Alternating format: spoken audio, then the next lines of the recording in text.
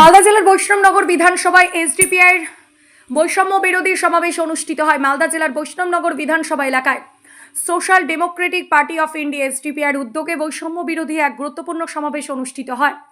সমাবেশে বিপুল সংখ্যক দলীয় নেতাকর্মী, সমর্থক ও স্থানীয় সাধারণ মানুষ উপস্থিত ছিলেন।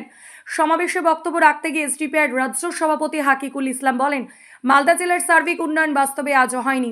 উন্নয়নের নামে দীর্ঘদিন ধরে মানুষকে বিভ্রান্ত করা হচ্ছে। তিনি অভিযোগ করেন, এই জেলায় রাস্তাঘাটের অবস্থা অত্যন্ত শোচনীয়।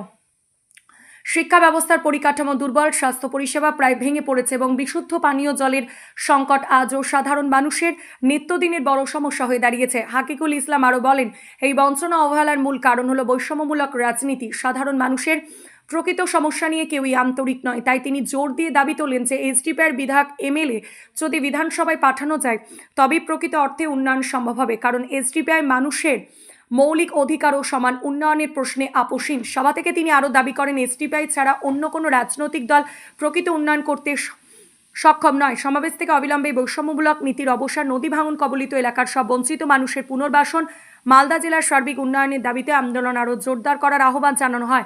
পাশাপাশি আসন্ন নির্বাচনে এসডিপিআইকে শক্তিশালী করে বিধানসভায় প্রতিনিধি পাঠানোর জন্য সাধারণ মানুষের প্রতি আবেদন জানানো হয়।